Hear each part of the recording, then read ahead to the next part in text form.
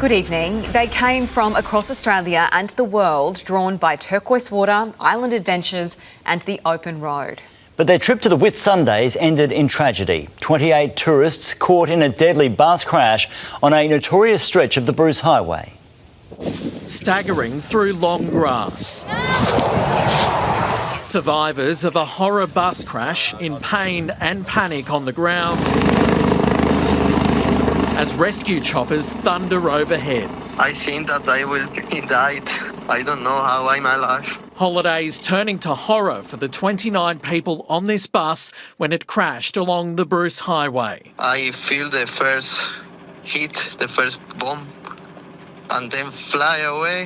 I hit the floor. Oof. Very bad situation. An Argentinian national killed, 2 other passengers critically injured. A further 17 people treated for minor injuries, including the bus driver. Bystanders helping with first aid and CPR. Although we tragically lost a life, I believe that effort that we saw absolutely went into saving many, many more. This is the same stretch of road where 3 women were killed in a Greyhound bus crash almost 2 years ago. It definitely strikes at the heart of the community. John Gaffney's son, Mitchell, survived a wedding bus crash in the Hunter Valley, which killed 10 of his guests. It brings back a lot of emotions, but I'm not surprised there's another bus crash at this location. An engineer with 4 decades of road safety expertise, John recently visited Gumlu to see the site of the previous crash for himself. It has narrow lanes. It's very poor geometry on some of the curves. My vehicle actually went chaotic on the approach to the crash site, demanding urgent safety reform. Flixbus only launched in Australia 6 months ago and already it's facing heavy scrutiny. In February, near Mackay, one of its buses ran off the road and into a barbed wire fence. That driver later fined for driving without due care. The company says it's working with police who are trying to work out if driver error or something else is to blame. And we'll let the evidence drive us to that conclusion. Michael Hammond, 7 News.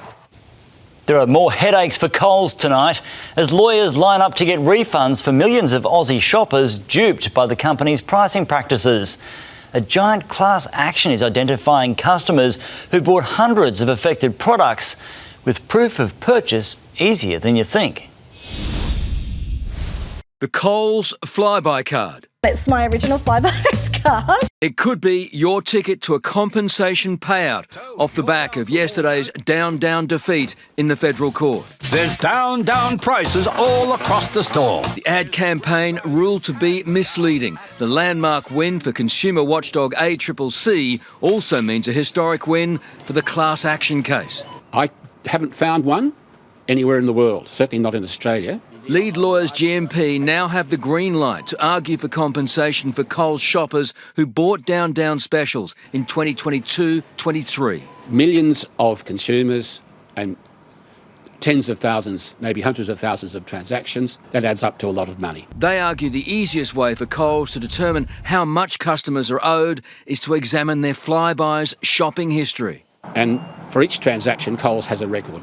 Flybuys has 10 million members. If every customer received just $10, it's a $100 million hit to Coles. But from experts, unfortunately, I don't think this is going to have a significant financial impact and therefore probably not even a long-term behavioural impact. The final decision on how much Coles could pay out its customers is in the hands of the federal court judge. That battle will play out over the next 12 to 18 months. In Coles, expected to fight every step of the way. Speculation they'll even try and offer loyalty points instead of cash. I think that's a possibility. Coles not commenting.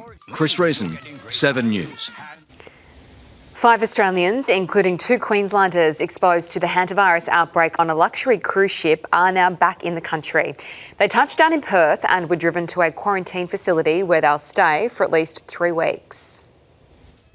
Back in Australian skies, but still a long way from getting home. Touching down from Europe via the Middle East at Pearce Air Force Base outside Perth, a destination never in their travel plans. The passengers, I'm pleased to say, remain in good health. They were subject to an initial health assessment upon landing. Still free of any hantavirus symptoms under police escort, the 6 passengers in full protective gear and with a wave. Are you happy to be on home soil? Driven to the nearby Bullsbrook quarantine facility, home for the next 3 weeks, designed for COVID isolation to be comfortable but safe. And these are actually cabins that don't open onto corridors. It makes it safe for those people not being exposed to each other, but also for the staff working with them. Obviously, I'm sure these passengers would prefer to be home.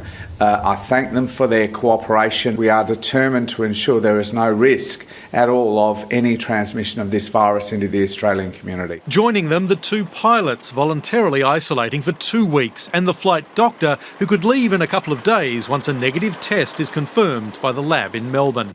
Globally, the number of hantavirus cases from the cruise ship remains at 11, deaths 3. The longer it goes without hearing any more cases amongst that group, the better the news is. Paul Caddick, 7 News. And Francesca Danuccio is outside the centre in WA. Fran, it's been a delicate operation to get them there, but they seem to be in good spirits. Good evening, Max. That's right, and they're showing no symptoms. The passengers and crew are right now in their 4th hour of isolation here at the Bullsbrook quarantine facility. The 6 passengers, 2 crew and 1 doctor are also being joined by another 8 crew from the National Critical Care and Trauma Response Centre. Now, they've flown in from Darwin and they'll be taking care of those inside, running day-to-day operations. They were also the ones who transported the passengers and crew from the flight earlier today. Now, each person will be confined to a self-contained unit. They won't be allowed to isolate with each other. Now, they've each got their own Wi-Fi, TV and balcony for some fresh air. They'll be subject to regular testing over the isolation period, as well as workers who will regularly be coming in and out of the facility. Sarah, Perth was never on the itinerary, and I'm sure they're hoping this will be the final destination before they can finally head home. I bet you're right. Thanks, Francesca. Labor and the Coalition have gone to war on tax. Angus Taylor drawing battle lines with his plan to tackle so-called bracket creep. After slamming the changes to property and wealth taxes in the budget, the opposition leader is now having to defend his own solution. Dueling home visits to drive home their budget messages. We have to axe Labor's toxic taxes. We have tax cuts in the budget. After this plea and last night's budget reply, I hope you can begin to believe again. Promising to end bracket creep by indexing tax brackets to inflation, cutting taxes by increasing amounts. It'll be $250 in the first year, $500 the year after, $750 the year after that, $1,000 the year after that. Pledging to vote for the government's $250 tax offset in the meantime, but replace it with the larger savings from indexation if they win government. That must stop. Bracket creep must end. The inflation tax must end. The cost, the Coalition says $22.5 billion in the first 4 years. The government says $35 billion. Angus Taylor promising to reveal how he'll pay for it closer to the next election.